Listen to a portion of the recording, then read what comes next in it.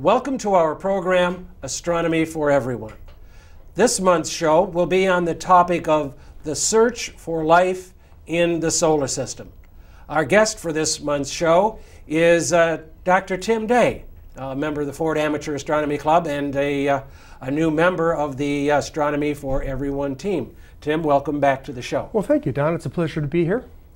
Now, we're going to talk about the search for life in the solar system. I assume we're not looking for cognitive creatures such as ourselves. So the question is, what kind or type of life are we looking for? We would be tickled pink to find cognitive creatures, deep thinkers like ourselves or better, which is not hard to imagine. That may exist somewhere else outside our solar system. We don't have any reason to suspect that there's much of that inside the solar system outside of just us on Earth. What we suspect we might find, however, is microbial life, single-cell life, because that is the first form of life and the oldest form of life that has existed on Earth and is most likely to be found on other planets or on moons in other places in our solar system. So if we're looking for single-cell creatures, what are the techniques or systems that we're going to be using to find this type of life? There's a couple of ways we can go looking for life. The less expensive methods are Earth-based in that what we do is gather light from the objects we're studying. So we look at the atmospheres of the moons or of Mars, the colors that come in the telescopes, and we put them through spectrometers, and we look, is there evidence of methane, is there evidence of carbon dioxide, photosynthesis, some other lifelike biological gas or molecule that would get us excited. Organic molecules or molecules associated with organic life, yeah.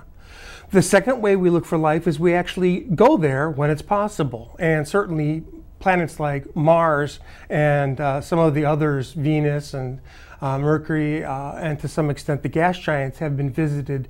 And we've literally gone there and looked close up and in many cases crawled around and lifted the rocks up and sniffed the air and done that sort of a thing. So far nothing's crawled out from under the rock. You would have heard about it had it happened, yeah.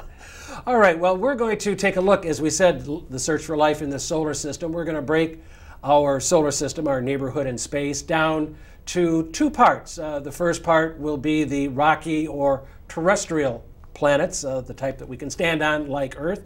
So let's start there, Tim. Absolutely. Closest to the sun, of course, is Mercury. When we think of Mercury, think of essentially our moon on steroids. It's a bit bigger, but not lots bigger. It's got a largely metallic interior. It does have a rocky outside, and it's got lots of craters. So if you see the image on the monitor, one of those craters has even got a blue color to it. I believe it's called the Degas crater because of its lovely coloration. It's very close to the sun. Goes around in 88 days. It's tidally locked, which is just a fancy way of saying that the same side faces the sun all the time. So ironically, Mercury has one of the hottest surfaces on one side and one of the coldest surfaces on the backside of any object on the solar system. What it doesn't have is liquid water or even an atmosphere, and not much hope for finding any. Liquid water is very important in our search for life. It's the molecule or the solution scientists think is most likely to harbor life. So that's what we constantly are on the prowl for. We're looking for liquid water, none to be found on Mercury, front or back. Okay, seems like with Mercury being such a severe case of extremely hot or extremely cold, the chances for life pretty much pretty thin. Nobody's gotten a lot of energy about spending a lot of time looking under the rocks on Mercury for life.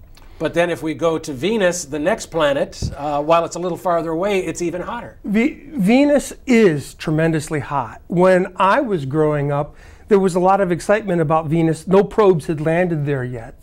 We're talking about the 1960s as I'm going through grade school and learning my science. And Venus was called the sister planet to Earth. It has a similar mass. It has an atmosphere. It's closer to the sun than we are, but not so close as Mercury. what we discovered, especially during the 1970s when the Russians managed to land some probes there, is that Venus has an atmosphere that's much, much denser and thicker than Earth's, and it rains sulfuric acid. More than that, the temperature on the surface of Venus is so hot that it's 700 degrees or 800 degrees, and the probes that the Russians put there would last 10 or 15 minutes. Even though they were very, very rugged, they would simply scorch and melt. And if you put a lump of lead on the surface of Venus, it would just turn into a pool of liquid lead. Again, we're looking for liquid life. That's our main goal. Looking for the water. Looking for the water. I said liquid life. Looking for liquid water that holds life in it, or can be the solution that life evolves in. And not much hope for it on Venus. Okay, so let's move to the third rock from the sun. The third rock from the sun, of course, is our rock, Earth. Yes. And it's the planet that is the only place that we know has life at this time. And there is a lot of excitement about planets outside of our solar system that might eventually have life associated with them, but it's very hard to get to them. So we're talking just about the moons and the planets in our solar system today. Life on Earth was always thought to be associated with energy from the sun. So again, when I was growing up, everything I was taught was that it all starts with sunlight, and then it somehow goes through plants, through photosynthesis, and then it's eaten by an animal that's an herbivore, and maybe the herbivore is eaten by a carnivore, but in the end, it's all about sunlight.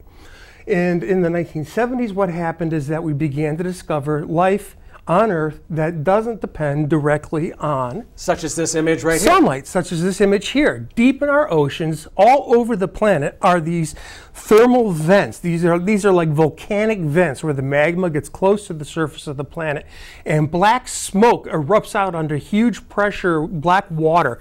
It has a lot of hydrogen sulfide in it. It's very poisonous, and it comes out at very, very high temperatures. To our amazement, there is life. Bacteria thrives on converting the hydrogen sulfide into chemicals that can be eaten by tube worms, and then the tube worms have fish and crabs associated with them, and you have this whole ecosystem that grows very rapidly around these hot seeps, or these hot vents around our planet. And the bacteria is very, very old bacteria. It dates back to the beginning of life on our planet, and it's very similar to each sort of vent all over the planet, the life around each one.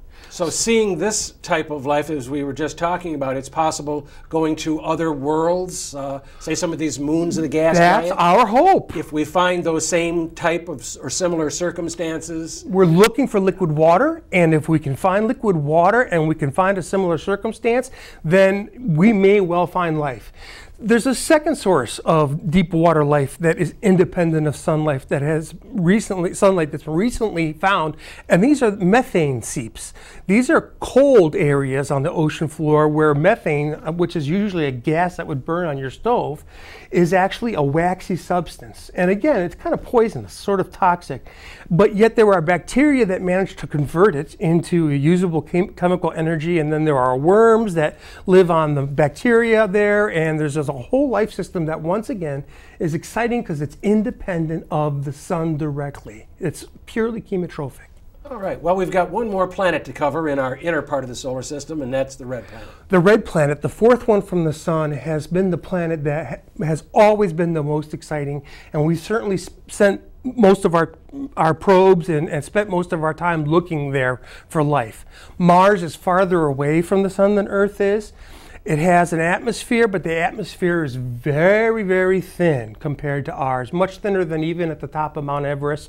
It's almost all carbon dioxide, and it doesn't have very much water vapor with it. Again, we're looking for liquid water. That's always the goal. Okay, and I know we found some frozen water ice underneath we the have. soil. We've also noticed that there is frozen water ice at the poles, so perhaps this will be part of the thing that'll help us possibly find something. We have not given up hope. There are rovers that are actively crawling all over the Martian surface now, turning over rocks, sniffing the air, doing chemistry experiments, and it's entirely possible that microbial life may yet be discovered on Mars. We've been looking for a good 30, 40 years. We're not there yet, but we haven't ruled it out. All right, well, this sounds like it's been a really great and interesting discussion. I'm quite fascinated by this, actually. But before we move out to the outer solar system, we're going to take a quick break. If you have a question for us, please send us an email. You can see the email down there at the bottom of your screen. And coming up next is Stephen Whitty with Term of the Month. And after that, we'll be back with Dr. Tim with more about the search for life in the solar system. The term of the month for April 2015 is gravity. Gravity is one of the 4 fundamental forces. It causes objects to attract each other. It gives objects weight. All things fall towards each other due to gravity. Isaac Newton published his theory of gravity in his Principia in 1687, as we heard last month. In it, he included a simple formula. F is the force between the 2 objects. M1 and M2 are the masses of each of the objects, so one might be heavier than the other. R is the distance between the objects, and you can see that it's raised, it's squared. The force falls off with the square of the distance. It goes down quickly. And then G, the big G, is a gravity constant. You can kind of ignore it. It's always the same. Now, this is a relatively easy formula to use, but even so, if you want to predict exactly where a comet is going, which is what Haley wanted to do in last month's episode, you need calculus with this formula to actually solve it. And although a computer isn't absolutely required, it's a lot of numeric crunching that you have to do, and it's very difficult to do without a computer. In 1915, Albert Einstein published his general relativity. And general relativity modified Newton's gravity to include the effects of very high gravity areas, like near a star, or at very high speed, like near the speed of light. In this image, we show the Earth creating a gravity field, and this is kind of a representation of what the gravity field might look like. And we have a satellite on the left there sort of orbiting the Earth. This was gravity B, in fact, which was measuring the gravity field. So we're just looking at warped space-time. In general relativity, the math is much harder. Instead of some simple algebra, you have the field equations for general relativity include 10 simultaneous, nonlinear differential equations. You need, fourth or fifth or sixth semester calculus to have any hope of it. And you absolutely need a computer to come up with the solutions to these equations, which then allow you to predict the path of some object through some gravity field. General relativity is probably not the last word on gravity. General relativity and quantum mechanics are known to be incompatible, and so we need something that will do both in order to predict either a black hole or the beginning of the universe. And that's gravity. Term of the month for April 2015.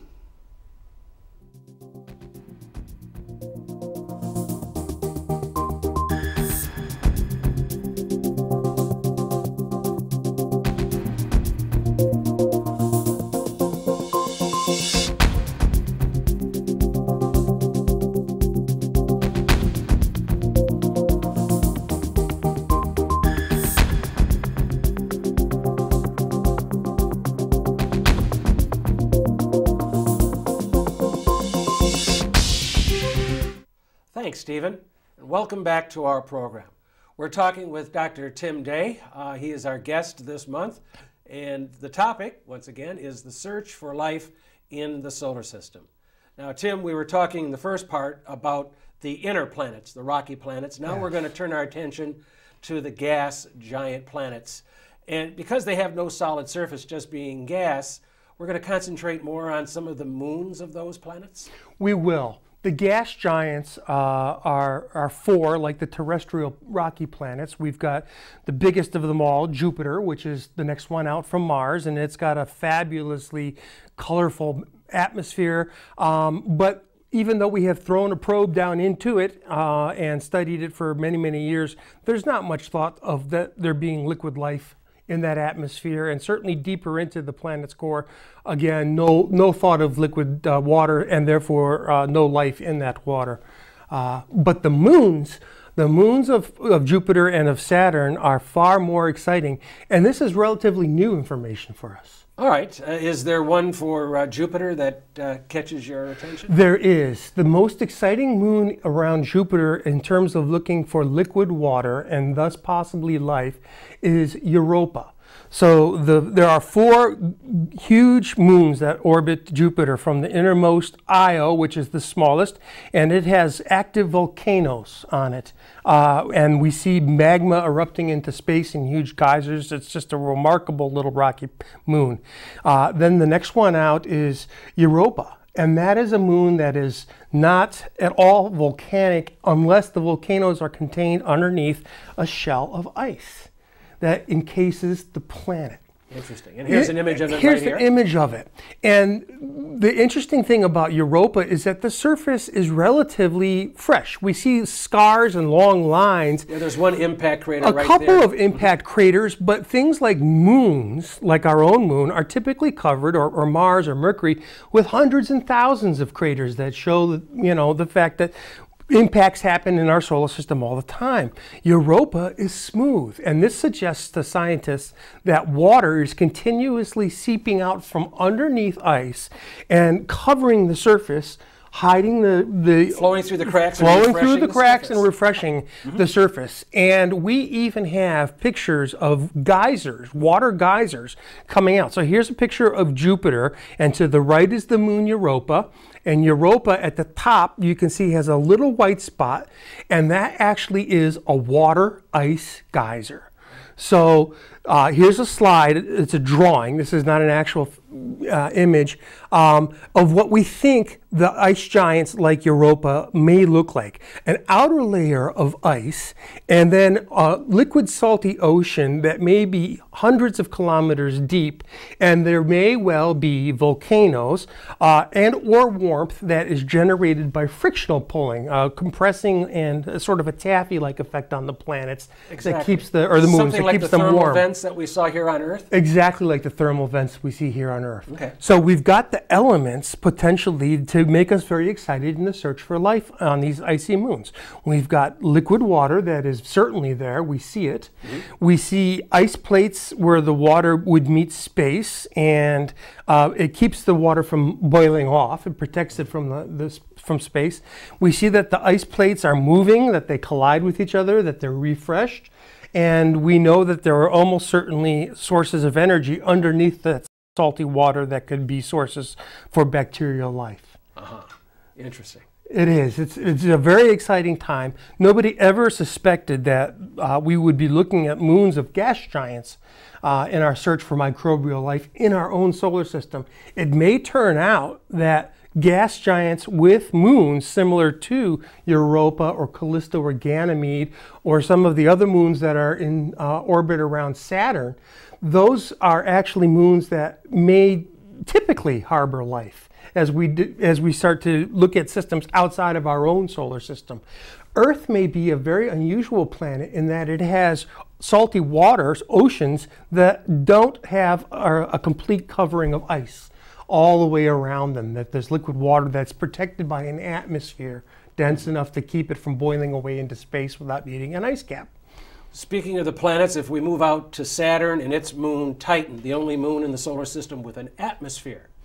It is the only moon with an atmosphere, and Titan is a very exciting place. We've actually landed there in the not too distant past. About the last 10 years, I think. It's been very recent. And the Cassini probe, which was sent there, put a lander down on the surface of Titan. It had parachutes. used the atmosphere to go through, and it actually landed on the surface of Titan. And Titan, it turns out, is pretty cold. I mean, it is around Saturn, which is far from the sun, yes, but it does have an atmosphere. It has liquid oceans. The oceans are made of methane and other hydrocarbons, and it actually has weather, so it rains these hydrocarbons. Methane and ethane and propane and butane and all of these hydrocarbon type molecules that can be liquid at these cold temperatures. Typically, what, 250, 300 degrees below zero? Yeah, and that's very cold, too cold for liquid water. So we're not very excited about the possibility of finding liquid water on Titan, even though it has an atmosphere and it does have the presence of weather and liquid oceans. It's just that the oceans are made out of hydrocarbons, and there's not a lot of reason to suspect hydrocarbons support life. We've been very surprised before in our search for life, even on our own planet, so never say never. That's right. That's right. You never know. Yeah. The last two planets in the solar system, Uranus and Neptune, what are the possibilities there on some of their? These are gas giants that are similar to Jupiter and Saturn. They're a little bit smaller. Here's a photo of Uranus. That's actually two pictures of it. And it has a gas atmosphere much like the other Jovian planets, and it's interesting because you can see here it actually rolls around on its side. Long time ago in our solar system's history, something must have hit it and knocked it over, and now it sort of rolls around with its equatorial belt facing down. It does have some big moons. We don't have any reason to think that there's much liquid water on those moons. And they're very cold moons. So while we're learning more about Uranus, there's not much reason to think that there's the chance to find life there compared to, say, the moons around Jupiter or around Saturn. How about the big moon of Neptune, Triton? Triton's moon, Neptune's big moon, is a place that certainly has an atmosphere, but and a rocky core. It is one of the coldest places in our entire solar system. Mm-hmm. So temperatures there are just a few degrees above absolute zero, no liquid water, no liquid anything to speak of, not much chance for life there as we understand life as it operates now. And how about Pluto and the other dwarf planets, Kuiper Belt objects? Yes, the smallest item. So here's an artist's drawing, a graphic of Pluto, and it has a large moon called Charon. And Pluto is suspected to have a bit of an atmosphere that probably freezes when it gets far away from the sun in its orbit, and then becomes an atmosphere again when it warms up. It has a couple of smaller moons, but again, no reason to think that there's liquid water, and so no reason to get very excited about the possibility of life on these types of planets. The Sedna is another moon that is even farther out than Pluto, or dwarf planet. Eris, Haumea. Yeah, like that. But they're small, much smaller than our own moon, and bitterly cold. So again, not much reason to be thinking life on those icy bodies. What about future work, looking out 20, 30 years? That's the work for the next generation. That's the exciting stuff. Life is precious. Anytime we have a chance to find it on our own planet or somewhere else, what we want to be doing is taking that opportunity. So I want the next generation of scientists coming up to think in terms of how are we going to land on Europa? How are we going to send something with a nuclear core and has the ability to drill down through the ice cap and send a submarine in and actually look for life? Are we going to send less expensive probes that fly through the geysers and sample the water that's spurting out? There's all sorts of possibilities. That's the work for the up-and-coming generation of scientists. They should be excited because there's a very good chance that they will find something that will change our understanding of life in the solar system. Thank you, Tim. I want to thank you very much for being here with us today to share this search for life in the solar system. We would like you to visit our club website if you would like some additional information. Our club website is down there at the bottom of your screen. And hopefully you've enjoyed our topic for today. Coming up next is our own Stephen Whitty with what's up in our night sky. So don't go away. What's up in the night sky for April 2015? The month starts with a sunrise at 7:16 and a sunset at 7:58 p.m. The month ends with a sunrise at 6:30 a.m. and a sunset of 8:31 p.m. So the days are still getting longer, which will happen until the solstice in June. On the 4th of April, we have a full moon. So the full moon, that's when the moon is full. So NASA couldn't go to the moon, it was full. On the 11th of April, we have the third or last quarter of the moon. So this is when the moon is so poor it's down to its last quarter. On the 18th, we can't see the moon at all, so it's a new moon. On the 25th, we have the first quarter. Mercury is behind the sun, so we won't really see that this month. Venus sets at 11:06 p.m. at the beginning of the month, and just after 5 minutes after midnight by the end of the month. Now, after midnight, Venus orbits the sun inside of the orbit of the Earth, so you shouldn't be able to get a Venus set after midnight. It just shouldn't be possible. But Michigan is at the western end of a time zone, and we have daylight savings, and these effects push the apparent setting of Venus later. Perihelion, that's when Venus is the closest to the sun, is on the 18th. Mars sets at 9:31 p.m. at the beginning of the month and 9:27 p.m. at the end of the month. But in my opinion, it is really too close to the sun. So it's setting really close to after sunset. It's not very far from the setting sun, where the sun sets. So we're showing it here on April the 1st at 8 p.m. Superior conjunction, that's when Mars is behind the sun, is on June 14th. We're heading in that direction. Jupiter sets at 5:05 a.m. at the beginning of the month and 3:12 by the end of the month. So Jupiter is still an evening object. We're showing it here on the 15th at 9 p.m., so in the south. Saturn, shown here on the 16th, so just a day later, actually just a few hours later, on the 16th at 4 a.m., it rises at the beginning of the month 20 minutes after midnight, and by the end of the month, 15 minutes after 8. So it's getting to be an evening object. At the moment, it really is a morning object. Uranus is not visible. It has superior conjunction, it's behind the sun on the 6th of April. It's best in October. Neptune is also behind the sun and has been since February 25th. It's best in August.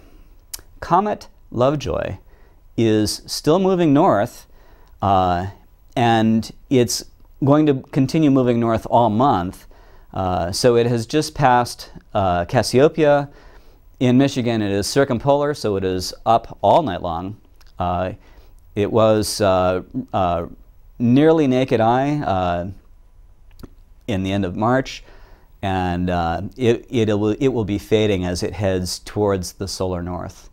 And that's what's up in the night sky for April 2015. Keep looking up. It's the greatest show for everyone. Astronomy for everyone. Keep looking up.